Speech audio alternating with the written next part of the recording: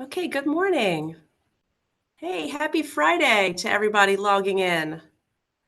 Friday right before St. Patrick's Day. Hope everyone's enjoying their day so far. We want to welcome you to our newest webinar presented by Adele Abrams, Crystalline Silica, New Rules and Enforcement Initiatives from OSHA and MSHA. And this presentation is brought to you today by the Chesapeake Region Safety Council and also our partners at MTBMA. So a couple housekeeping items this morning. You'll notice on your Zoom screen that you've got a Q&A button, Q+A button. We want you to ask questions, make some comments. We will address them at the end of the webinar. If there's some things that we don't get to or we think we can answer later for you, we promise we'll reach back out. And Adele's contact information will be in the webinar as well, and we'll put that in the chat later, and feel free to reach out to Adele also. I want to, before I introduce our president, Dave Medeiros, I want to bring up our webpage here. This is our work zone safety pledge. Dave Medeiros will introduce this to you, but I'm going to put the link to this right in the chat. And Dave, I'll pull up the QR slide here for you in a moment. But Debbie, you're doing Q&A for us throughout this event, yes? Yes, I'll see you all later. All right, great. Thank you, Debbie. All right, Dave Medeiros, I'm going to pass the one to you, and if you all could say good morning and welcome Adele, that'd be great. Thank you.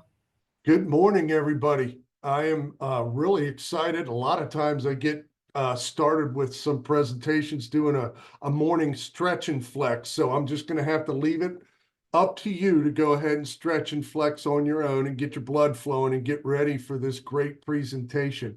I am really thrilled that the Safety Council, Chesapeake Region Safety Council, and the Maryland Transportation Building Materials Association are able to collaborate to put together a program like this.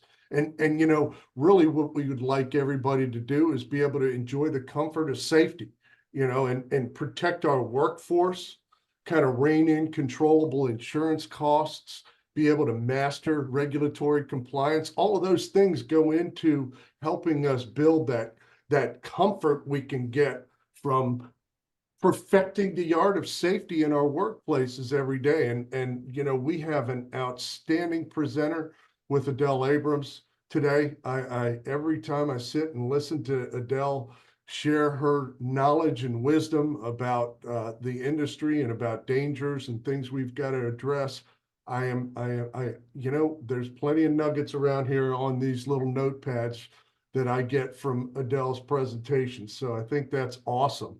And I want to really strongly encourage each and every one of you to take a look at this safety pledge that we have up on the screen. What we have is something called a work zone safety pledge. Most vehicle crashes on the roadways are a result of three things typically show up, and it's speed, distraction, and impairment. Those three things are common factors in many, many vehicle crashes. But when we add a little bit of a challenge to the driving environment, when you have to maneuver through a work zone, it's even more important for you to have a trigger. That trigger will stimulate some sort of muscle memory in your mind to do three things.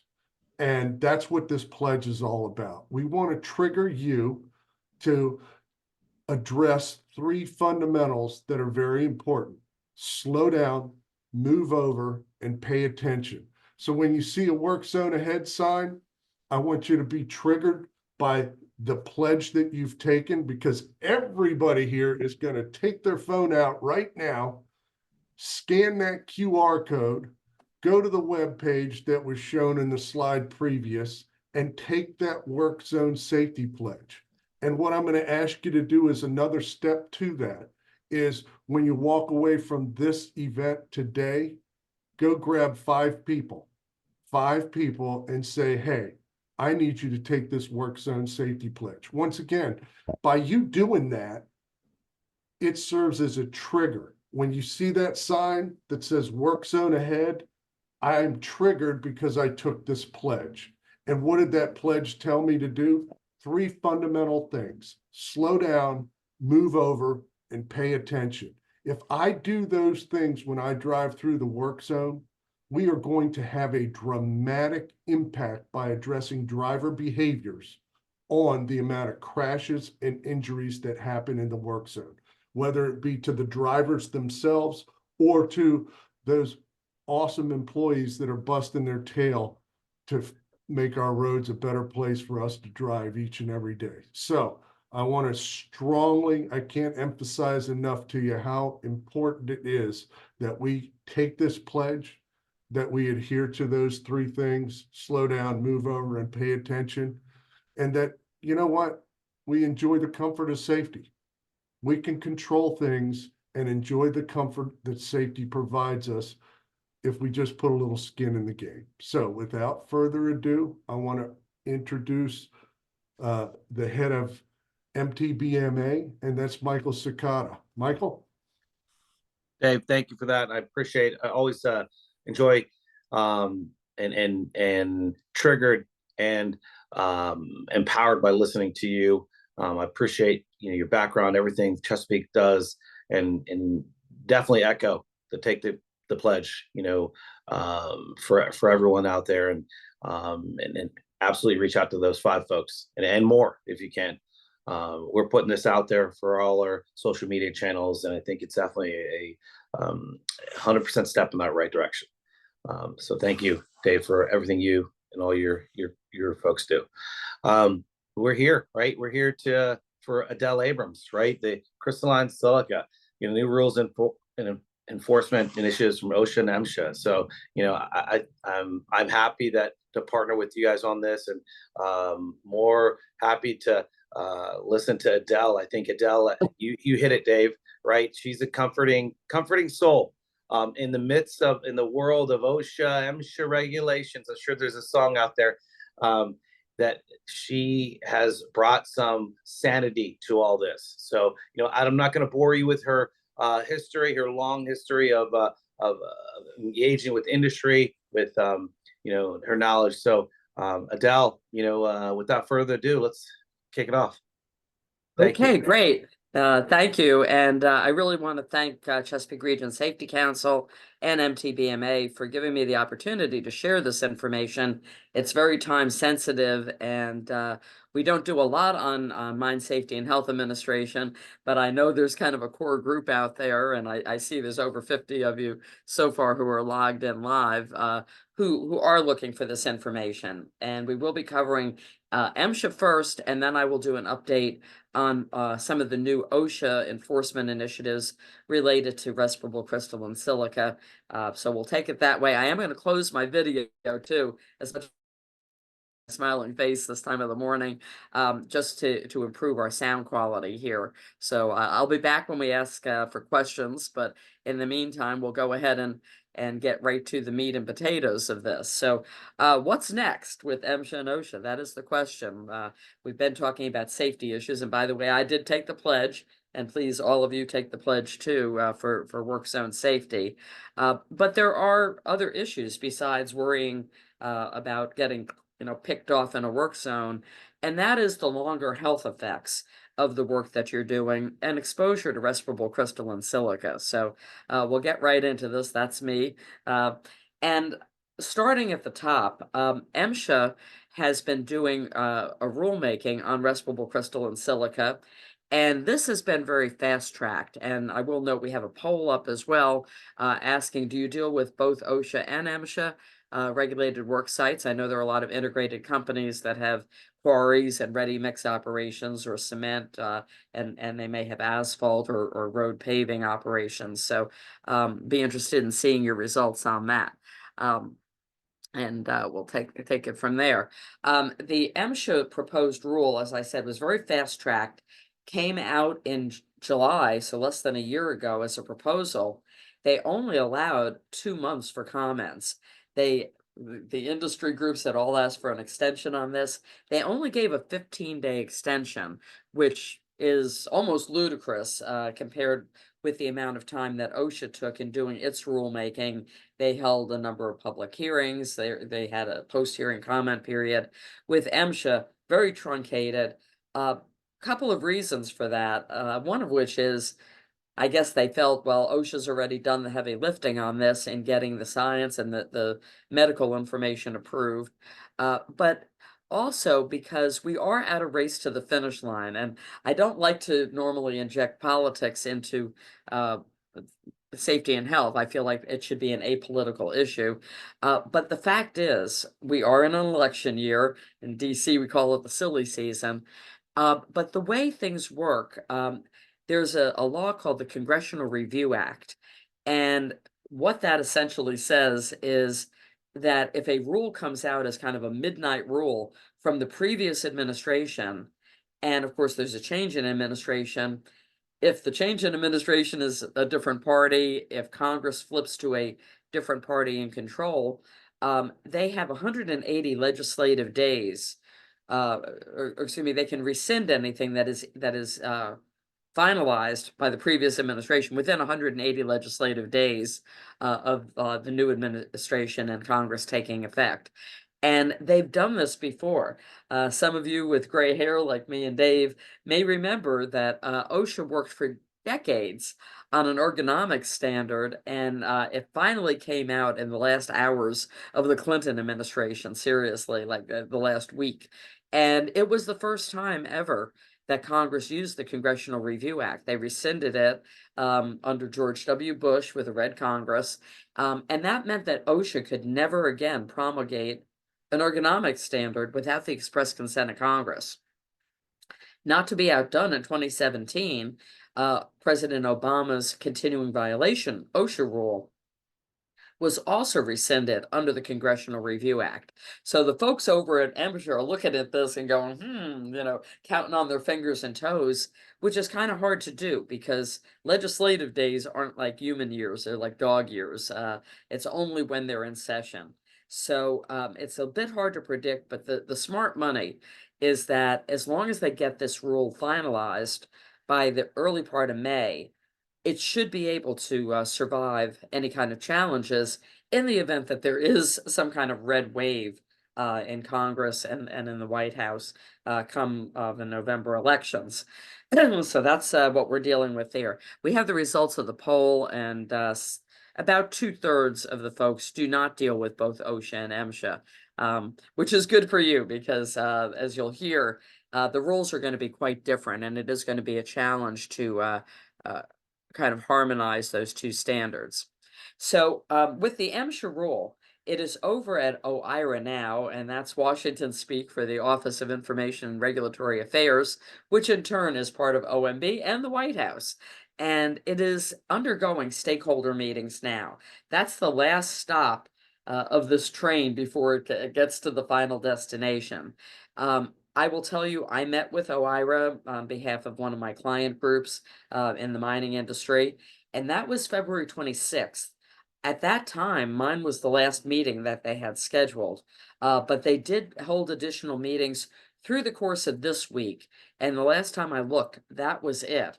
So if you figure they take 30 days now to review everything that was communicated in these stakeholder meetings, that would put return of this rule back to MSHA for publication sometime around the middle of April. So they look very much like they could be on track to make this early May deadline.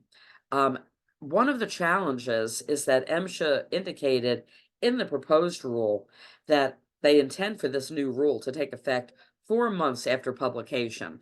And again, politics influencing it just a bit, because if you figure a May publication date, June, July, August, September, that means enforcement would begin well before the elections. It would occur well before any period of rescission. And it's a lot harder to unring the bell once companies already are doing it and have programs in place.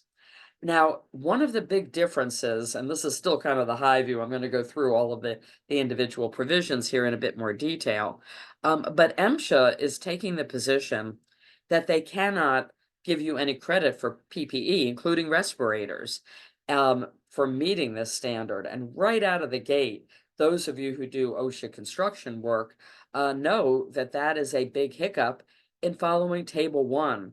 And in fact, right now, the auspices are that there will be no Table 1 equivalent for the Mine Safety and Health Administration. Table 1 in the OSHA rule, for those of you who may have forgotten, the agency enumerated 18 tasks or pieces of equipment where they had determined that it was not feasible to maintain a level below the new exposure limit, which is 50 micrograms per cubic meter as an 8-hour time weighted average. I'm just going to be saying 50 micrograms going forward here for tongue twister purposes. But they said those 18 tasks, pieces of equipment, you can't reliably, even with all engineering controls, stay below 50 on that. And so they gave Table 1 to construction. They said, if you follow these engineering controls for this particular task, these work practice and administrative controls for this particular task. And then the third column is respiratory protection. And depending on the task, it might say, if you're doing this for up to 4 hours outdoors, you don't need any. If you're doing it indoors, you need an APF 10 respirator. If you're doing it for more than 4 hours, you may need to increase the level of protection. And it's unique for each of those tasks. Well, here's the challenge. Pretty much every one of those 18 enumerated tasks and equipment where OSHA has admitted you cannot do this solely through engineering and work practice controls, they also are done in mining. And so there's going to be the same, if not greater, challenges meeting 50 micrograms in mining for those tasks. But MSHA so far is taking away the element of being able to do that by using a turnkey approach to it that includes respiratory protection. MSHA right now is saying no respiratory protection other than for temporary use when you have an overexposure while the employer is developing and implementing engineering controls. They've also indicated they are not going to allow N95 masks to be used at all, period, hard return, even on a temporary basis. Anything that an employer uses short term, it's going to have to be rated 100 or greater in terms of the particulate protection factor. Having said that, though, the rule is also updating the requirements for respiratory protection programs, and the current MSHA standard incorporates by reference a 1987 ANSI standard for design and implementation of respiratory protection programs. The new rule plans to incorporate by reference the ASTM F3387, the 2019 version. Okay, we're already in 2024, so we're going to be benchmarking this to something that's already 5 years old, but it's still bringing it into the 21st century, whereas currently, we're not at that point. The MSHA rule relative to respirators also indicates that if a miner cannot safely wear a respirator, they don't pass their medical evaluation for it, for example, they will continue to be paid at a regular rate of pay while they are idled. And that would be during the periods where engineering controls are being implemented and you are still above what will be the new permissible exposure limit of 50 micrograms. You'd be paid to be idled, or you can be then transferred back to your regular work once the engineering controls are in place and respirators would no longer be needed. So as you can tell already just from my intro here, there's going to be a lot of confusion for that 35% of the folks on this call who are already following the OSHA rule and now have to learn something that is going to be quite a bit different. In some ways, it's a tad easier. In other ways, it's going to be a lot more complicated. And one of the complicating factors is that despite a lot of people commenting to the contrary, MSHA has indicated it's going to issue a single rule for both the coal sector and the metal and non-metal sector. Now, it is the 1969 Coal Act that says respiratory protection cannot be relied upon to comply with the health standard with MSHA. There is no comparable language for metal and non-metal mines, which were not even covered until 1978. And in fact, there was no MSHA even back in 1969. They were enforcing this at that time through the Department of Interior, believe it or not. So if they did decide, and this could still happen, they could do, 180 about face after they heard my eloquent testimony before the Office of Information and Regulatory Affairs. They could do a table 1 for the metal and non-metal sector, and then take a different approach for coal. They've done that actually, and having 2 different rules for the diesel particulate standards. So there is precedent for MSHA to have separate health standards depending upon the sector. But right now, that isn't the direction that they plan to go. If they don't do it and they get sued over it, that may happen down the road. So moving right along here, the current standard MSHA is still at the equivalent of 100 micrograms per cubic meter. So now, as of the present time, workers at the MSHA regulated facilities are exposed to twice as much of a known human carcinogen as they are with their counterparts over on your OSHA side of the fence. And this is a real quandary. I have been telling my clients who have these horizontally integrated operations, please benchmark your programs to the best that you can to the OSHA standard, because there's just no rational explanation for allowing workers on one side of your fence to be exposed to this group 1 human carcinogen at twice the rate that you're allowing people on the other side, maybe at the ready mix or the asphalt operations or your precast concrete operations. So please be mindful of this. You're just baiting people into suing you and maybe seeking some kind of punitive damages, which in some jurisdictions, they can get around the workers' comp shield. If you have contractors or temporary workers who become ill on your watch, you don't have the workers' comp shield for them. And now you're looking at personal injury or wrongful death actions. And these cases, by the way, are coming out of the woodwork already because of the OSHA rule. I have clients on the MSHA side, industrial sand operations, who've had retired workers come back with lung cancer, and they say, hey, I was overexposed to silica on your watch, and now I have lung cancer. And in one of those cases, my client was very upset because they said, they worked for us for the last 5 years of their career, and they had worked in coal, and they had worked in building material production, and they had a lot of silica exposure before they came to work for us. And I said to my client, do you have any sampling results for this gentleman? And they went back and they came back and amazed me. They said, we actually have 5 samples on him. He was the person we sampled in his task job classification for each of the 5 years that he worked here. So, okay, color me surprised. And my next question was, did you have any overexposures for him? They said no. I said, okay, you're great then, because now you're in a defensible posture when it comes to this workers' comp claim. And I thought for a moment, and I said to them, just to be clear, were all of the exposures under 50 micrograms? And I heard crickets on the other end of the phone. Then they came back. No, everything was under 100. So there were no MSHA overexposures during those 5 years that he had worked there. But every single one of his documented exposures were above 50. And that is the level that the U.S. Court of Appeals, D.C. Circuit, Merrick Garland, of all people, being the judge who rendered that decision in 2017, they affirmed the health findings in the OSHA rule. And they said that while they cannot guarantee that you're going to be safe at 50, they agreed 50 was the lowest level that could be feasibly set in a standard.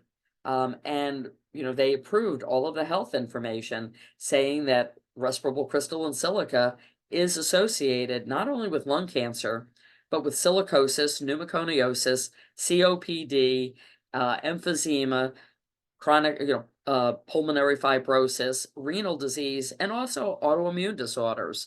So there's a lot of stuff going on potentially in the workers' comp arena, where you're going to have exposure here, especially as your exposures become more documented through repeated sampling. I literally trained 150 miners from a bunch of different companies this past week. And I asked the question, how many of you do your own sampling? And these are small companies, to be honest. You know, they're all pretty much under 10 employees each. But there was not a single one that does any of their own health sampling or even had been bringing in outside help. And that scares the crap out of me, because those folks don't know what they don't know. They don't know where they are relative to this MSHA Pell. They've been relying on MSHA to be their industrial health department, their industrial hygiene department. And you can't do that. Not only is it even illegal under the current rule, but you're simply not going to be able to do that in the future. We did have another poll up there. Hopefully you all are voting on it now. And the question is, have you had any acute or chronic cases of work-related silica exposure in your workplace? And about 10% say yes. But I want to note, we don't have in the mining industry a particularly rigorous history of doing our own screening for health effects. It's and the problem with silica-related illnesses, especially those that are lung-related, is that at least up until this point, it had mostly been a long-term illness. You wouldn't manifest the symptoms of it sometimes for 20 years or more. Now, one of the things driving this rule, though, is that because of the mining method changes, relying on more automation, long wall machines, especially the continuous miners in the coal sector, they're scraping the coal seam, but they're also scraping a lot of limestone, granite, other the silica really containing materials in which the coal is embedded. And we didn't have that issue as much when we had, you know, the seven dwarves out there with their picks and shovels. But this is generating much more fine respirable crystalline silica. And it is the fine particulate matter that we're concerned about, because that's what can lodge in the lungs and cause all of the diseases. We're seeing an upsurge in coal worker pneumoconiosis after years of black lung rates, which is what coal worker pneumoconiosis is, going down. All of a sudden, it's reversed. We're seeing accelerated pneumoconiosis deaths in relatively young coal workers. We're not, again, seeing, you know, waves of silica deaths in the metal and non-metal sector. But in this case, we have 13,000 mines total in this country. 1,200 of them out of the 13,000 are coal. Everything else is metal and non-metal. But the prohibition on respiratory protection that is embedded in the rule that's going to protect 1,200 out of these 13,000 mines, that is going to be dictating, it seems, how this rule is going to be finalized. These are irreversible diseases, the lung diseases I'm talking about here. They're ultimately fatal in many cases. And there was a study done by the University of West Virginia in 2021, and they found 30% of coal workers with pneumoconiosis had considered suicide in the previous year. That is, to me, just appalling, but understandable. They see their fathers, their cousins in the coal fields dying of coal worker pneumoconiosis, walking around in their retirement dragging oxygen tanks with them. It's a natural reaction. So we have mental health issues. The mining industry is tops in suicide. Second is construction. Drug addiction, a lot of opiate use for chronic pain. That's certainly a contributing factor here. But the prospect of dying a horrible death, not being able to breathe like a fish out of water, that is what's driving this. So we have to be cognizant of worker mental health in addition to their physical health. And I think, you know, that goes without saying, even if we're not talking about silica. Just a word, you know, MSHA got called out back in 2020 for dragging its feet on generating a silica rule. This was during the previous administration, and the Inspector General, in issuing its report, did say, again, what I emphasized before, that 50 is the lowest feasible limit, but it doesn't mean that you're even safe at that limit. You always want to be striving for lower. And in fact, there is an action level in the OSHA rule of 25 micrograms per cubic meter. That is also the ACGIH threshold limit value. And OSHA was sued by the unions after it promulgated its rule. The unions wanted them to adopt 25 as the permissible exposure limit that could be enforced.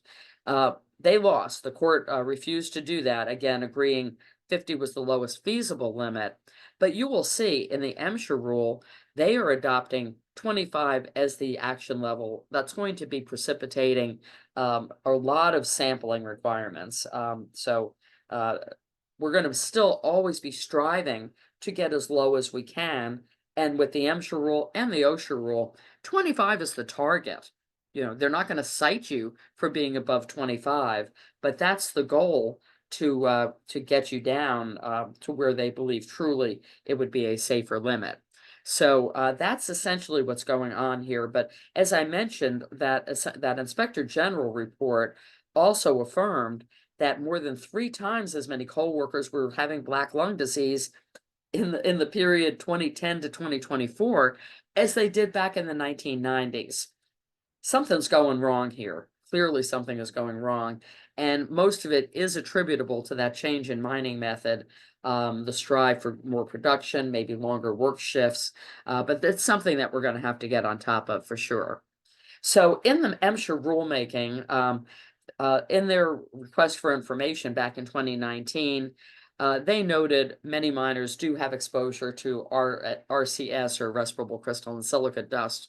And again, the silica that you can see, the visible dust, that's not what we're worried about. You know, you go to the beach in Ocean City or Delaware, don't worry about breathing in sand when you're sitting on the beach. It isn't being ground up. It's not being screened and milled and crushed to get into that fine particulate size that is not visible. You know, as some of the old stickers that OSHA used to have say, it's not just dust.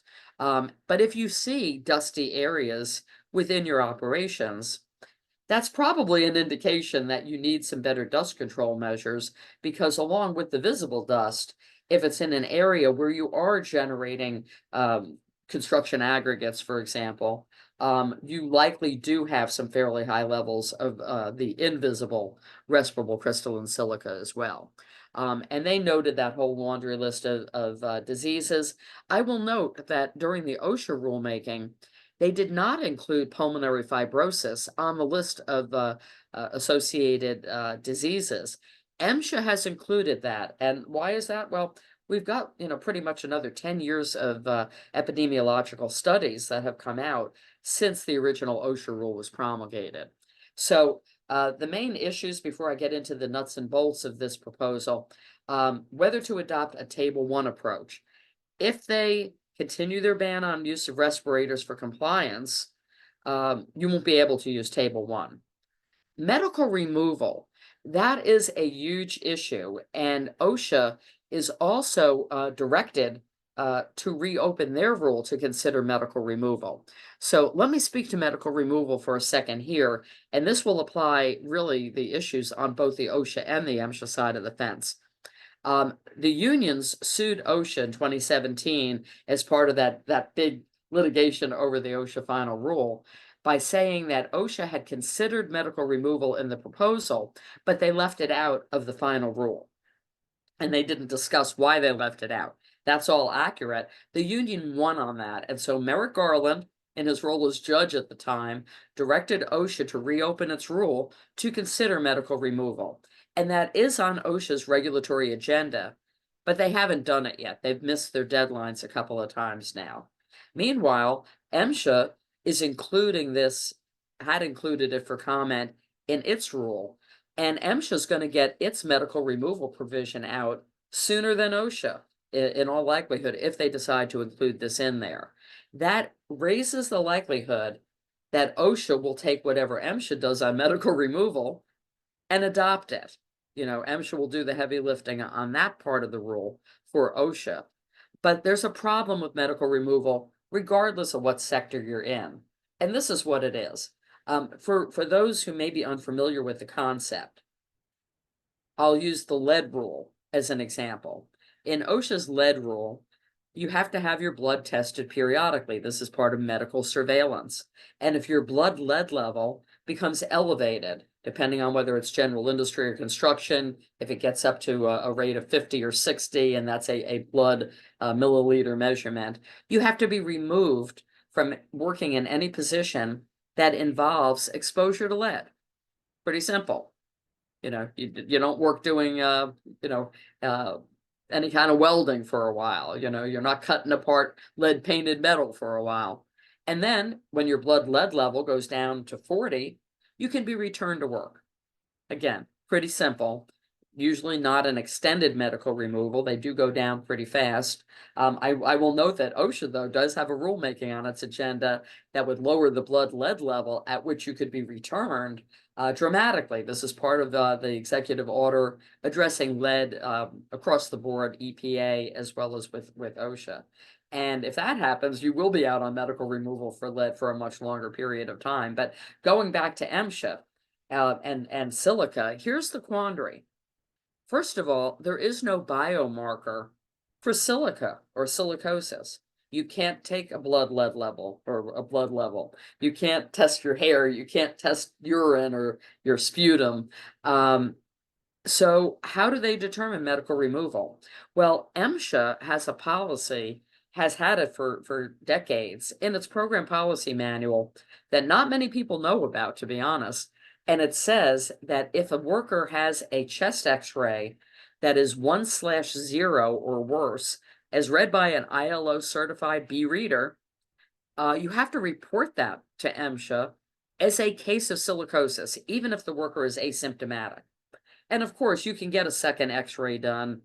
That's 2 out of 3 kind of approach to things. But many mine operators have not been doing medical surveillance, so they don't know what their chest x-rays look like in their workforce. If you do report this to MSHA as a case of silicosis, it appears on their website in their data retrieval system under your injuries and illnesses. This is something OSHA's just getting started on with the revision to their electronic record keeping rule. And soon, as with the 2023 data that you all have just posted, some employers are starting to have to post their 300 and 301 logs. So as you start having silica-related cases, that will be public-facing information too. But it already is on the MSHA side. And the problem, of course, is that there are many things that can confound a chest x-ray. We have a lot of people with long COVID. Some of those people have lungs that look like they have broken glass in them right now. And that is going to impact the efficacy of the chest x-ray program. You're going to have people who get diagnosed with pneumoconiosis, silicosis, who don't have it. And I will give you an example on medical surveillance. I have a blasting and drilling company that I do work with, and it has been their practice, because they do work on both sides of things, to go and have a chest x-ray done as part of medical screening within the first month after they hire people. So they had these 2 new blasters. They've never worked underground. They had only done construction blasting, and they had done some at surface quarries. They went to an occupational doc clinic in Somerset, Pennsylvania, which is in the heart of coal country. It's right where Flight 93 came down. And boy, were these 2 guys shocked to get letters from NIOSH telling them that they were eligible for black lung benefits because of their coal worker pneumoconiosis. And my client went, wait, what? You know, they've never been in a coal mine. Hang on. And I'll tell you, this was a while ago. It took us almost a full year to get NIOSH to agree to look at those screenings again. And they did reverse the benefit award. But what was going on was the OCDOC just, assumed they coming in for screening, they must be working in a coal mine. They didn't take any occupational history on these guys. And one of them had worked in the grain industry. He had damage to his lungs from grain dust inhalation. The other guy had been a trucker, and he was hauling loads of asbestos-containing material and cleaning out those trucks in his prior occupation. So both of them did have bona fide lung damage, but none of it was from crystalline silica. So those are the confounding factors that you're going to be running into for the health screenings, for reporting to MSHA, and also potentially for the award of benefits. Because one of the things that MSHA is talking about, and we'll know, in a month or two, is establishing kind of a white lung fund for workers outside of the coal industry, where they would get the equivalent of black lung benefits, even though they don't work in coal. They work in stone, sand, and gravel, cement production, maybe in gold or silver mining, or some of the other non-metal commodities, phosphate production. There's a number of things. Steel, alumina production are out there as well. They're all going to be covered by this rule and not by the OSHA rule. So that's going to be a big deal in terms of the medical surveillance and the reporting and potential compensation. If they do end up setting up a white lung fund of sorts, you're going to end up, as employers, having to contribute to that, much like the coal operators contribute to help fund the black lung fund. Another issue that has come up is the respiratory protection. Of course, we talked about that already. But MSHA's also indicated in the proposed rule that they will not allow worker rotation as a tool in your toolbox for meeting this standard. Now, again, to me, kind of ludicrous. OSHA allows worker rotation for its rule that covers over 2 million construction workers. They don't have a problem with rotating people, but MSHA is saying because it's a group 1 human carcinogen, they don't want any additional people exposed to it.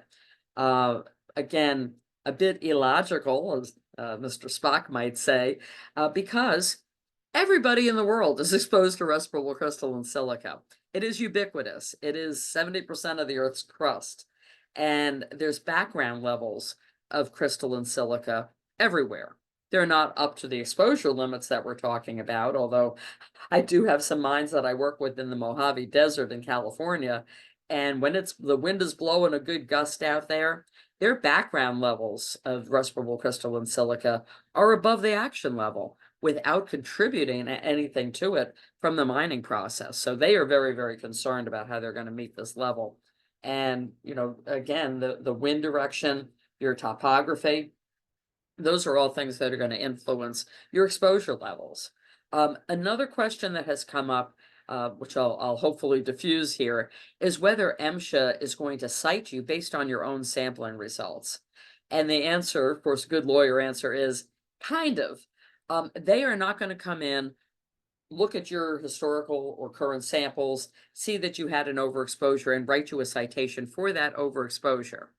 But what they will be able to do, and are already doing under their current enforcement initiative, which I will give you a little bit of information on as well, of course, is if they, MSHA, capture an overexposure when they're doing an inspection and doing sampling, they then are looking at your historical sampling data. And if you've had a history of overexposures, especially if it's in the same task or job classification, they will make their citation against you the MSHA equivalent of a willful. It's what's called a Section 104D unwarrantable failure citation. And they can issue those to contractors at mines as well as to the host mine operators. The difference between an OSHA willful and an MSHA unwarrantable failure is the maximum penalty for an OSHA willful is $161,000. The maximum penalty for an MSHA unwarrantable failure is $324,000. The other difference is that MSHA can hold individuals personally responsible, fine them, and even criminally prosecute them for silica overexposures. Yes, I said that right. I have a case in Minnesota right now where they are going against the corporate safety director personally for one overexposure that MSHA captured, and they elevated it because the exposure they captured in real time was springboarded off of overexposures from 2013, 2016, and 2020. And I'll note this corporate safety director who they're prosecuting personally didn't even join the company until 2021, but they imputed knowledge to him and said, in your role as the company health officer, it's your responsibility to know what your historical sampling has been and exercise due diligence to make sure that those overexposures don't reoccur. And so that's one reason now, under its silica emphasis program, why MSHA is sending letters to certain operators asking them for 5 years worth of their internal sampling data, as well as all chest x-rays, all workers' comp claims associated with lung illnesses or breathing issues, their other medical surveillance records, and more. Companies that have been proactive in doing sampling and doing medical surveillance are actually taking it in the chin right now because their best efforts are being used against them. And, you know, my little guys out there in Oregon who have no sampling records and have no medical surveillance programs, right now they're in essence being rewarded for their inaction because they're not being prosecuted for this the way the more proactive companies are. So again, we're in a little bit of a crazy period right now in how MSHA is structuring their enforcement. Once this rule takes effect, though, everybody is going to, pretty much be on a level playing field here. So let's take a look at some of these individual provisions here very quickly. And I'm going to be going through, we'll start going into the lightning round here now. First of all, exposure monitoring. They are going to be requiring both quantitative and qualitative assessment of silica. So you're going to do the sampling, and you're also going to have periodic documented reviews of your process and your control methods. You have to do baseline sampling within 180 days of the effective date of the rule for each miner who you expect could be reasonably exposed to silica. That's going to be all workers engaged in extraction and production activities, processing activities, but realistically, it's going to be pretty much anybody who's not working inside an office. You can use representative sampling, so you don't have to sample every single miner, but if you have 5 people working as a front-end loader operator, you can sample 1 for them. If you have, 10 people who are working in your bagging operations, doing the same task, you can do a representative sample for them. And the goal is you're going to be doing a lot of sampling for a long period of time until you have a robust body of objective data. And at that point, you'll have like to like, apples to apples, and you'll be able to estimate what your exposures are using your objective data.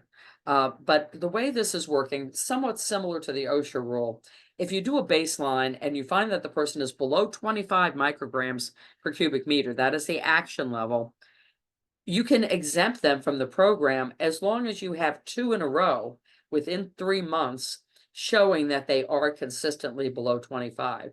They would not be included in the program. But for most people, for most employees, it's going to be between 25 and 50 or higher.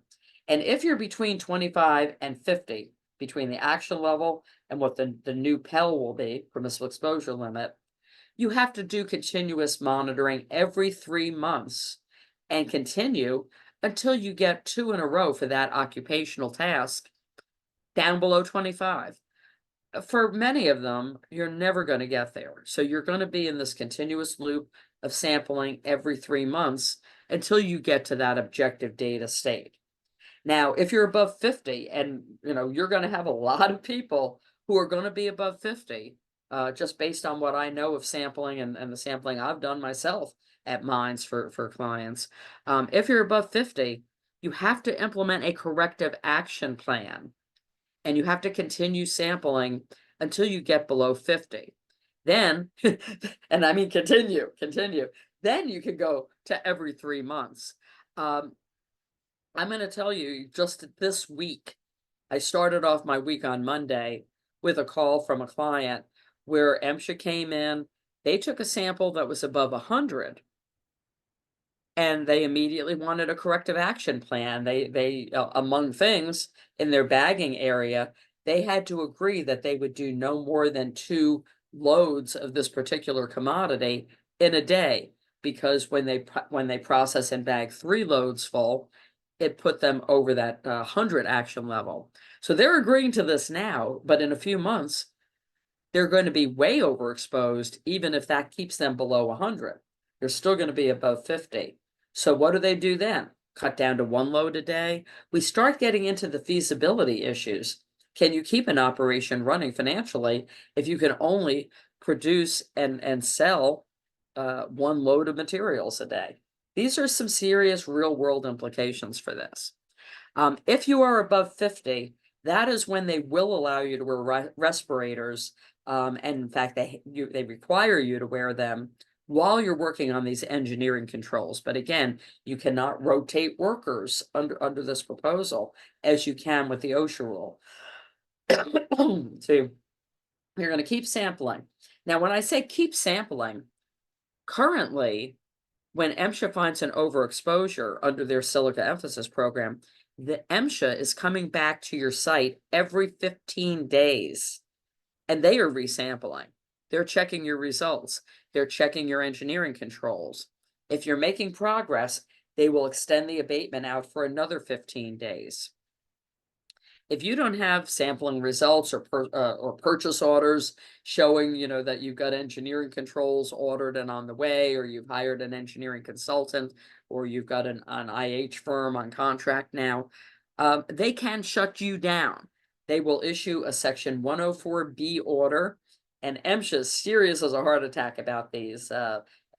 OSHA, they take failure to abate somewhat seriously, but they just don't have the manpower that MSHA does to really dog you on this. They will shut that area of your mine down, withdraw all of your miners, and then the only people who can go in there can, have to be working on these engineering controls and correcting the issue. They aren't going to be in there for production purposes. So this is going to stymie you quite a bit for sure. They have an exposure monitoring and evaluation requirement in here beyond that periodic sampling.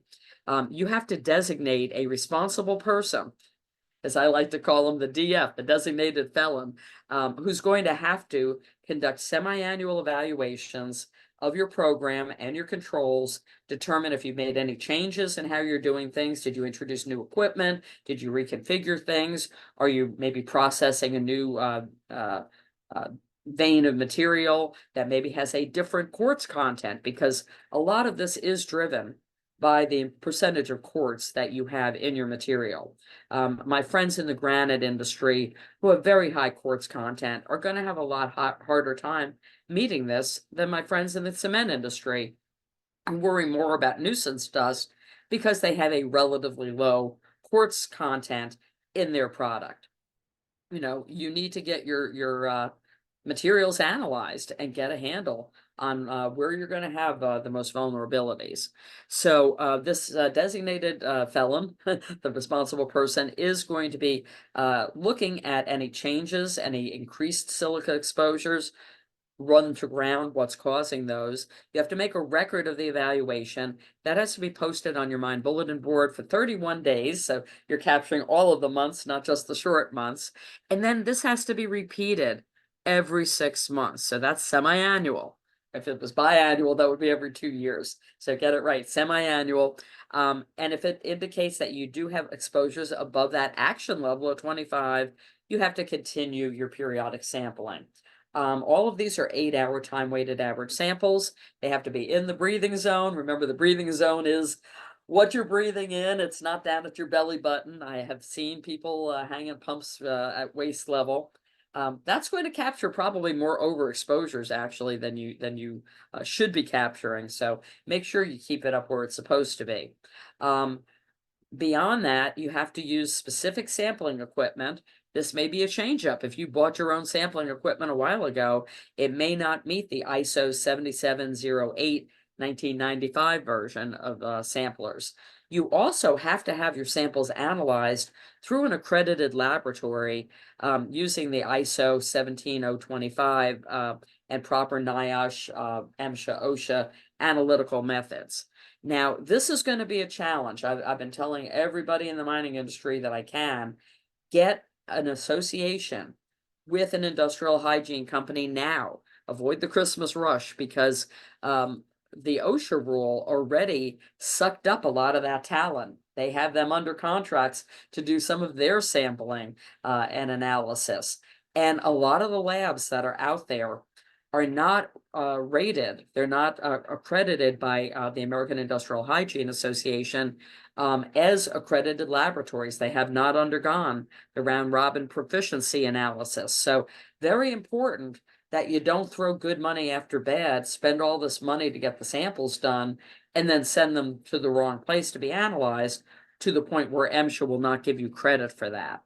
Your sampling records also have to be posted for 31 days. It can be electronic, physical, or both. But remember, MSHA has the right to those sampling results, as do the miners. You have to use engineering controls or feasible administrative controls in order to reduce your exposure levels. But the administrative controls do not include worker rotation. What we're looking at here for the engineering controls, same basic stuff as it ever was, enclosures, water, and air, ventilation systems, dust suppression devices, and of course, driven by the OSHA rule, a lot of the manufacturers now are making things like saws and grinders that are very effective in capturing silica dust right out of the gate before it can get up into people's breathing zones. If you haven't replaced your tools in a while, and you're on schedule to do that, definitely try to get them that have these controls integrated into the equipment themselves. Look at HEPA filters. Remember, you can't use dry sweeping for cleanup. You're also going to be looking at enclosed cabs, control booths with filtered air. That's a very effective way of reducing silica exposures. But here's the catch. One of the cases I'm dealing with right now that has an overexposure, it was somebody who works in a closed cab. What went wrong? What do you think? They were rolling the window down while they were operating it. It was a nice sunny day. They were smoking a cigarette. All the while, they had their pump hanging on them. And so the dust was coming in the window, and that obviously complicated the sample. So now the employer was in a position, what engineering controls can I do beyond our engineered task? Well, what you have to do is the worker training. So they understand you've got to keep your windows closed. You can also clean clothes. You can put plastic seat covers down so that you don't have the fabric seats that are absorbing the dust that's on the worker's clothes, which does contain respirable crystalline silica. If they sit down on a cloth seat that has captured a lot of dust and it goes woof, you have a little spray of dust that comes up, that's going to be in their breathing zone. That's going to get captured as well. Changes in material handling. When I've done the competent person training courses for Chesapeake Region Safety Council, these are some of the things we talk about. There's a lot of low-tech solutions. You put the grout dry dust in the bucket before you add the water. You don't put the water in the bucket and then shake the bag over the bucket where you look like you're powdered sugar at the end of the day. So a lot of those tips that we've already identified on the OSHA side of the fence, I think can be very useful as control methodologies on the MSHA side. In some cases, when you have leaks on, say, bagging systems, duct tape may be your best friend. You don't have to go out and buy $1 million worth of new equipment if you can do some kind of low-tech, low-cost controls and make sure that they're effective. Medical surveillance, this program is very similar to the OSHA rule, except each new miner has to get examined within 30 days of employment. The OSHA construction rule said after 30 days of silica exposure, and that's not necessarily the same thing. There is a follow-up regimen for this integrated into the rule. It is voluntary for miners, but you have to offer it to them at least every 5 years. And as with the OSHA rule, the physician and licensed healthcare professional will render an opinion. They'll do the medical evaluation for wearing respirators, and of course they can tell the employer whether or not the person is cleared to wear that. They can tell them that the exam was done under the standard, the date that the exam was done, and again, any recommendations on the respirators. But unless the miner signs a waiver, they cannot communicate to the employer, the healthcare provider that is, cannot tell the employer, hey, I told them their lungs are really bad and they should not work anymore, they're going to die. And there may be some workers who want to continue working despite having a bad prognosis. Maybe they're 65, they're on their third marriage, and they have a 7-year-old kid. You know, they're not ready to retire at this point and go out on disability. So you may have workers who are intentionally shielding their health condition from you. MSHA is not going to hold you liable for not reporting a bad chest x-ray that you don't know about. But it is a best practice, in my view, to try to get the miners to agree ahead of time to sign that waiver so that you can know really what's going on in your workplace. Record keeping, there's a bunch. And I know I'm running a little behind here, but I will try to get through everything here, and then we'll take your questions at the end. Very simply, almost all of the records you have to keep for 2 years. You can keep them longer. Your evaluation records, your sampling records, and corrective action records. That is a shorter period than you have to keep sampling results under the OSHA rule, which is period of employment plus 30 years. The medical determinations, period of employment plus 6 months, and the opinions from the doctors, same thing. Now, the MSHA Silica Enforcement Initiative, I've already talked about a fair bit, and in the interest of time, I'm going to kind of truncate this because I do want to tell you about the OSHA new initiative as well. But essentially, what MSHA is doing is they're going around to mines now. They are doing sampling. They're looking at your samples. If you have overexposures, as mentioned, they're using that to elevate the negligence to high and make these willful type violations on the MSHA side. Beyond that, they're asking for all of the health records that you have. And some people say, well, how can MSHA ask for that? The answer is MSHA and OSHA are both considered to be public health agencies, and as such, they're exempt from HIPAA. So the MSHA emphasis program, there's really 4 components. They're doing inspections, they're looking at all of your records, they're doing their own sampling, they're offering compliance assistance a little bit, but that's more in the sense of you've got an overexposure, fix it, I'll be back in 15 days or else.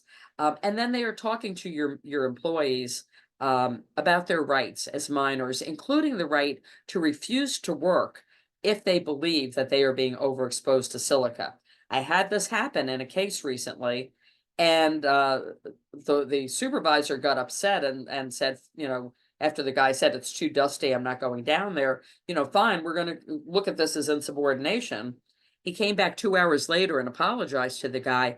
He had already phoned in a complaint to MSHA, and MSHA took that case as an interference claim, saying that threatening discipline after somebody refuses to work has a chilling effect on other people raising their protected rights. And they wanted $17,000 to settle that case, even though the guy was never disciplined, he never lost a cent of pay.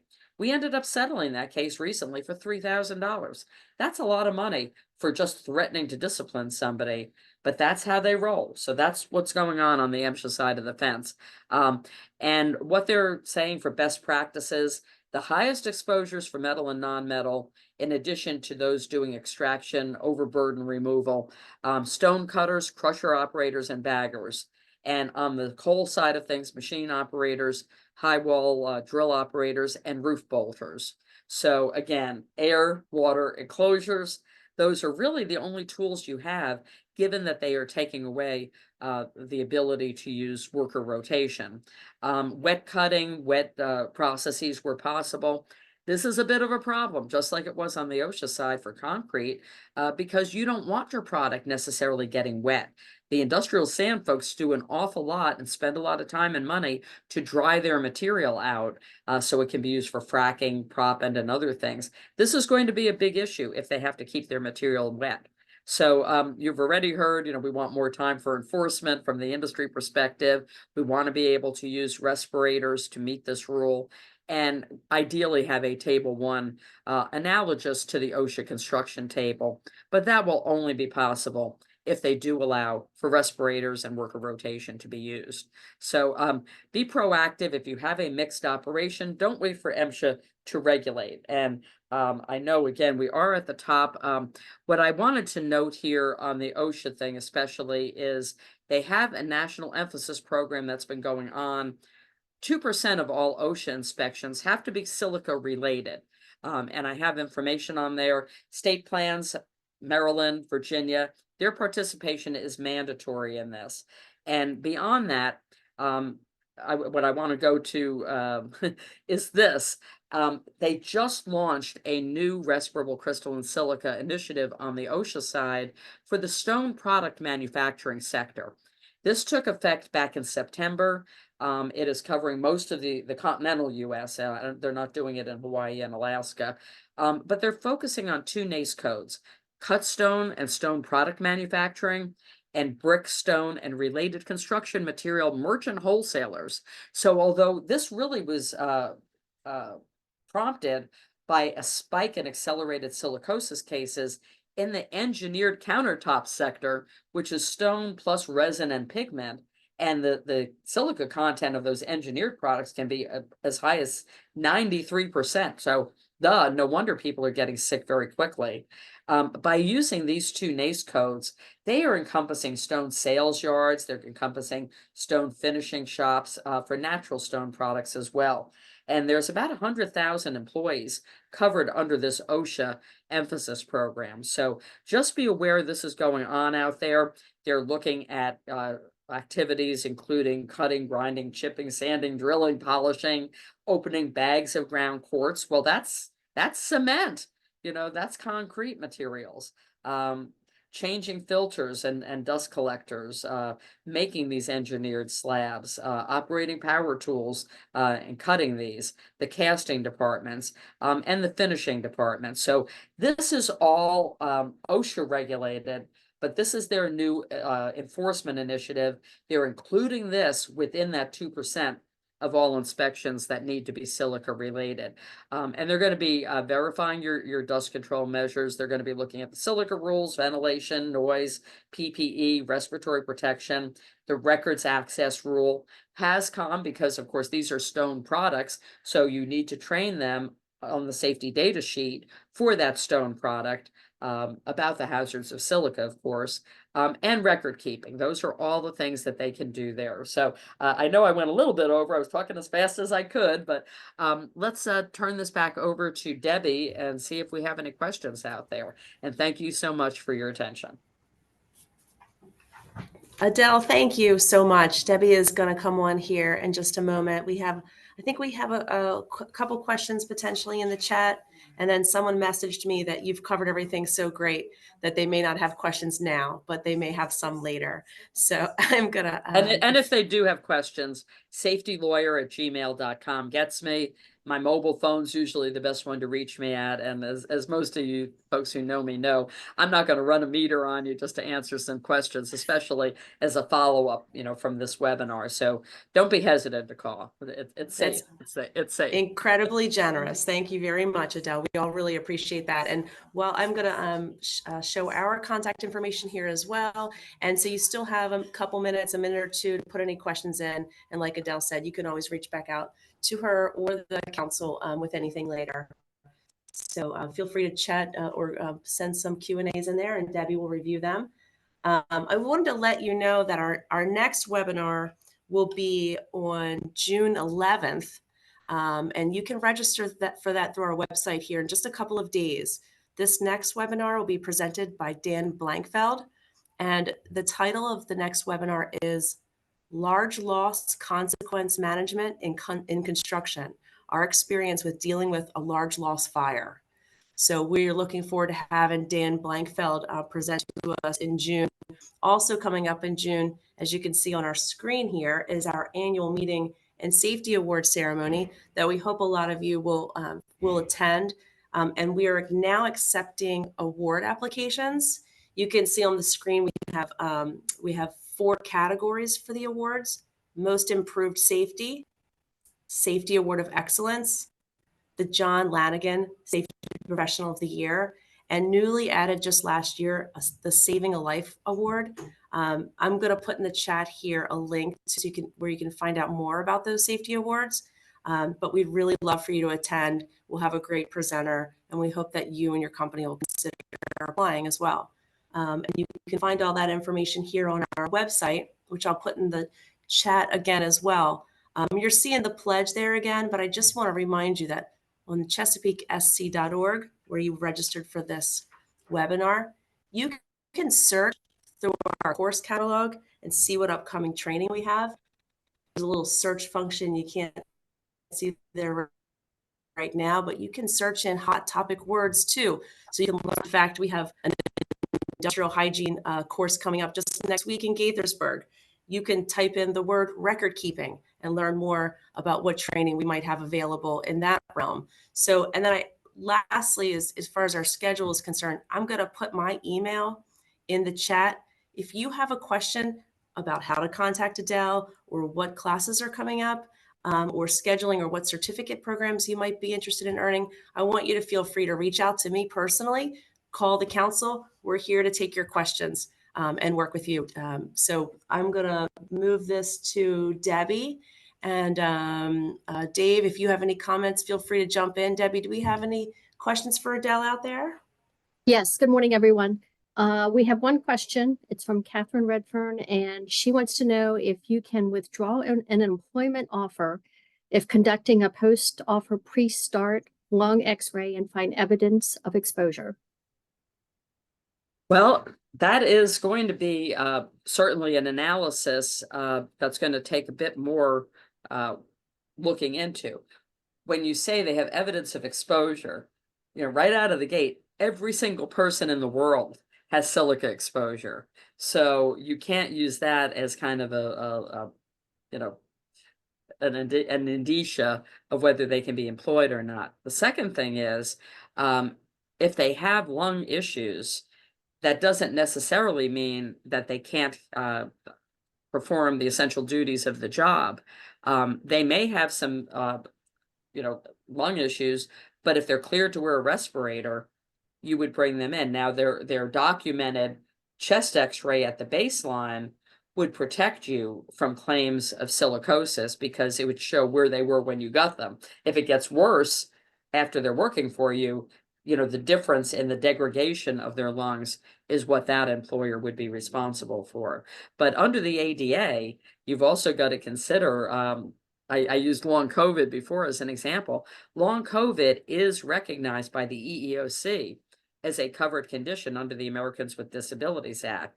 So if you refuse to hire somebody because they have, you know, COVID lung, I'll call it, that would be considered discriminatory as well. We even have situations, and this is coming up already, where some of the older workers can't wear a tight-fitting respirator.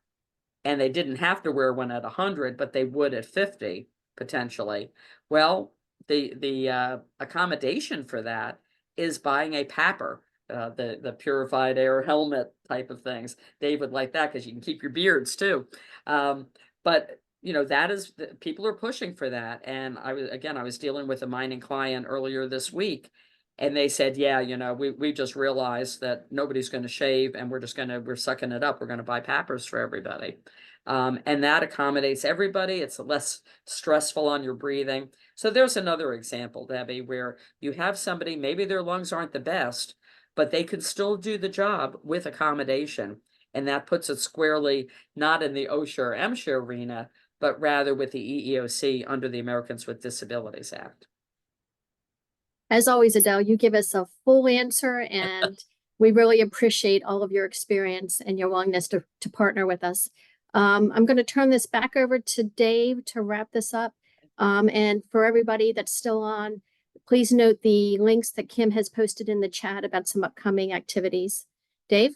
All right. Well, hey, thank you very much, Adele. It is always very informative, and you know, my brain is full of a lot of information first thing Friday morning. So I will kind of sort through it, and I'm sure some of the other people that heard what you had to say are going to probably, as they digest this, go, oh, I need to ask this, I need to ask that. And I thank you for providing your email address, and I believe we'll keep that somewhere available for people to get a hold of, or just if they need to get a hold of you for something, worst case scenario, give us a call over here at the Safety Council. We can help you get in contact with Adele, so that you can enjoy the comfort of safety, right? One, we want to protect our workers. Two, we want to rein in controllable insurance costs.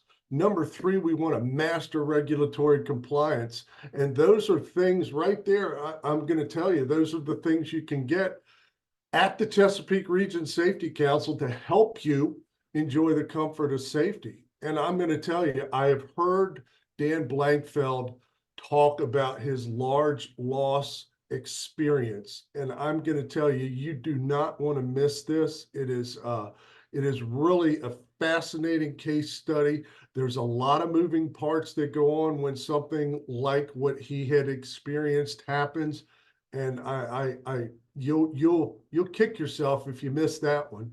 And then the one last thing I can't emphasize enough. You know, I keep hearing this story about these 6 workers who were killed right out on the highway within a mile of our organization. And I'm going to tell you it differently.